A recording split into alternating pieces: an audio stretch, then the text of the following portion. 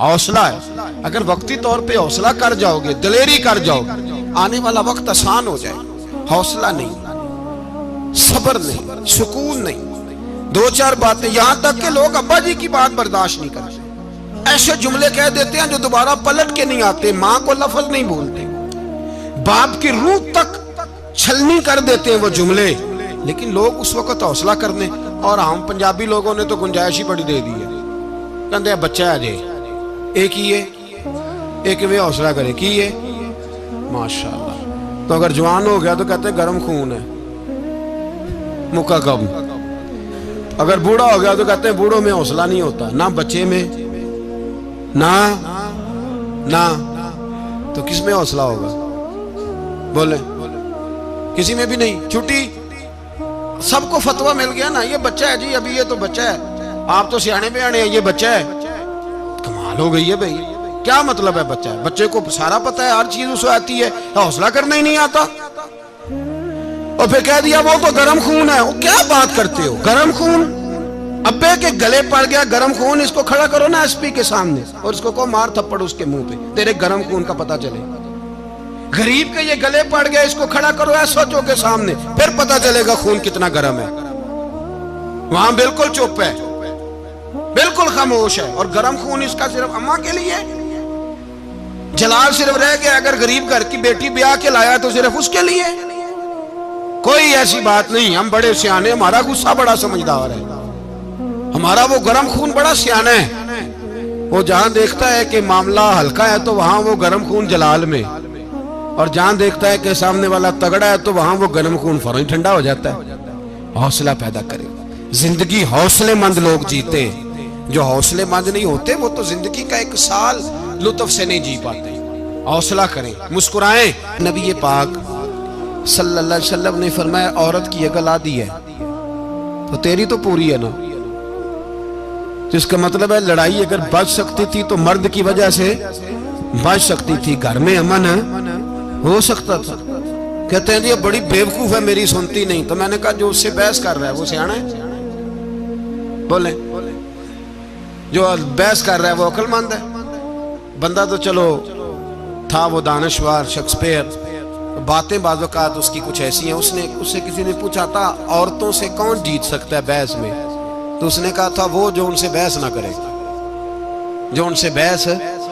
تو بھائی تو وجہ اس لیے کہ حوصلہ تو نہیں کرنا تھا. نبی پاک علیہ السلام نے فرمایا بی بی ٹیڑھی لکڑی ہے, سیدھی کرنے کی کوشش کرو گے تو ٹوٹ جائے گی. سیدھی تو پھر کتنا بیوقوف ہے جو پتھر سے سر رگڑ رہا ہے, کتنا نادان ہے جو یہ حرکت کر رہا ہے, دریا میں چھلانگ لگا کے کہتا ہے ڈوبوں گا نہیں. تو بھائی حوصلہ پیدا کرے, علم پیدا کرے. بہت ساری ایسی باتیں کرے کہ جس میں اشتعال آئے گا. فٹافٹ 3 لفظ طلاق کے دے دیے, اب بھاگا گیا مفتی صاحب کے پاس, او ہو 4 بچوں کا کیا بنے گا. اور یہ بات پکی ہے کہ بچوں کو صرف ان کی ماں ہی پال سکتی ہے, ان کی ماں. اور بات مجھے نہیں بھولتی, ایک شخص نے بیوی کو طلاق دے کے دوسری شادی کی. اس کا بیٹا تھا 10 سال کا. تو اس نے اپنے بیٹے سے کہا کہ بیٹے بتا پرانی اماں صحیح تھی یا یہ صحیح ہے؟ اس نے کہا نہیں ابا وہ تو جھوٹ بڑے بولتی تھی, یہ صحیح ہے. وہ جھوٹی تھی, وہ جھوٹ بڑے بولتی تھی میری سگی اماں, یہ سچ بولتی ہے. اس نے کہا وہ کیسے؟ کہنے لگا اس لیے کہ میں کوئی شرارت کرتا تھا تو میری سگی اماں مجھے تھپڑ مارتی تھی اور کہتی تھی تجھے روٹی نہیں دینی, جا دوڑ جا گھر سے. تو میں دوڑ جاتا تھا تو جھوٹ بولتی تھی نہیں دینی, پھر آدھے گھنٹے کے بعد مجھے ڈھونڈنے لگ جاتی تھی, ڈھونڈ کے لاتی تھی, پھر میری منت کرتی تھی, پھر مجھے کہتی تھی نہ مجھے ستایا کر, پھر میرا ماتھا چومتی تھی, پھر میری مرضی کا کھانا بنا کے دیتی تھی, پھر میرے منہ میں لقمے ڈالتی. جھوٹی تھی, پہلے کہتی ہے نہیں دینی, پھر پیچھے بھاگتی ہے. یہ سچی ہے, میں شرارت کرتا ہوں تو تھپڑ مار کے نکالتی ہے, پھر میں منتیں کرتا ہوں پر روٹی نہیں دیتی, پیر پکڑتا ہوں نہیں دیتی, سچ بولتی ہے, اپنی بات پہ ڈٹ جاتی. او بھائی بچے اس کی ماں ہی پال سکتی ہے. تو نے 3 جملے کہتے سوچا ہی نہیں, تیرا کا گیا تو یہ تو نئی بیوی ملے گی, اور اس کا بھی کیا گیا, اس کو بھی شاید شوہر مل جائے. ان پھولوں کی پرورش صرف ان کا مالی کر سکتا ہے, دوسرا کر سکتا تو تو نے حوصلہ ہی نہیں کیا. ٹھیک ہے غلطی بی بی کی تھی پر تو مرد تھا نا, تیرے پاس تو دلیری تھی. فٹافٹی 3 طلاق کے جملے کہہ دیے. اور میرے رسول پاک علیہ السلام نے فرمایا جائز کام بڑے ہیں پر طلاق جائز تو ہے پر میرے رب کو پسند نہیں, اللہ کو پسند. تو نے مالی بگا دیا جس نے تیرے گھر کا باغ سینچنا تھا. تو بھائی یہ حوصلہ نہیں, درجنوں طلاقیں, 20 کیس, اور ابھی وہ شادی کے پورے کپڑے نہیں پہنے تو طلاق پہلے. اس کی وجہ یہ کہ حوصلہ نہیں, صبر نہیں, رضا نہیں, ہم احساس نہیں کرتے. اگر تو یہ سمجھ جائے کہ بس اللہ نے جو میرے لیے بہتر سمجھا مجھے دے دیا, صحیح ہے, میری آزمائش ہے, کیا ہے, کچھ ہے جو اس نے بہتر سمجھا مجھے اس نے, پھر تو سکھی ہو جائے, تیرے لیے جینا آسان ہو جائے, پھر تو بہت ساری پریشانیوں سے, آزمائشوں سے دور ہو جائے.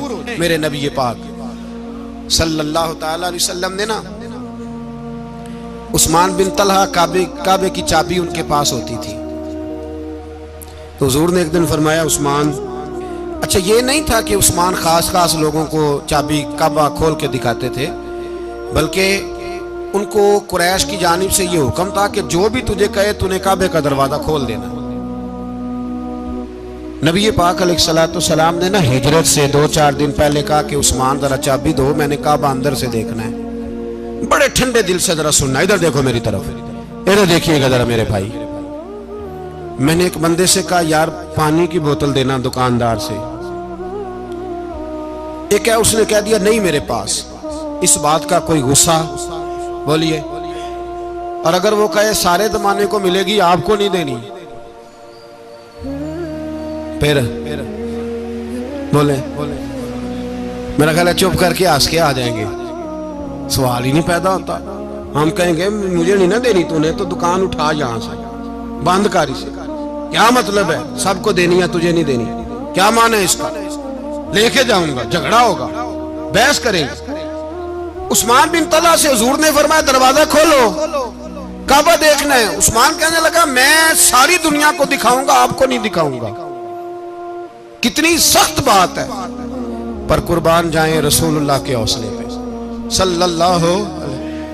عثمان کہتے ہیں میں نے یہ بات کی تو نبی پاک مسکرانے لگے, اور میں اچھا نہیں دینی. تو حضور نے نا مسکرا کے اور میری کمر پہ تھپکی دی, فرمایا اچھا یاد رکھنا یہ چابی میں تجھ سے لے لوں گا, اور جس کو میرا دل کرے گا میں اس کو دوں گا.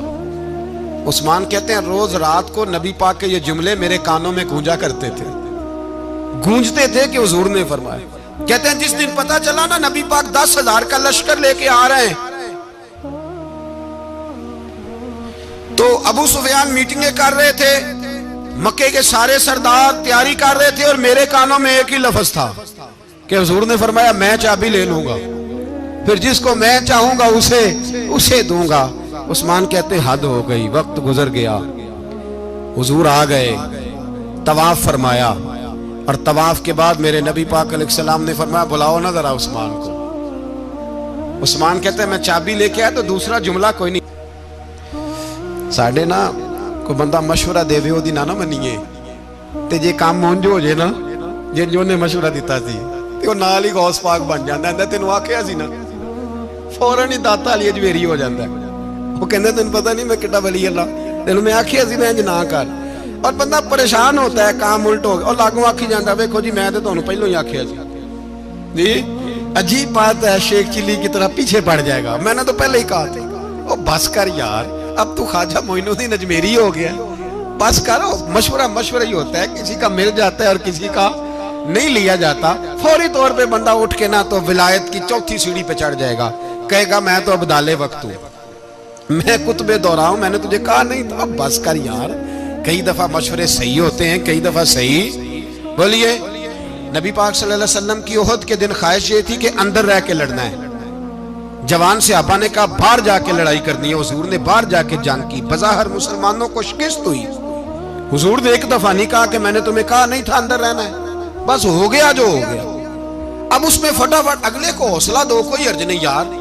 نبی پاک سب بولیے صلی اللہ علیہ وسلم, میرے حبیب پاک علیہ السلام نے نا کہا عثمان کو بلاؤ. عثمان آئے تو عثمان کہتے میں نے چابی دی تو میں تیار تھا, میں تیار تھا کہ اب میری بات ہوگی اور رسوائی ہوگی.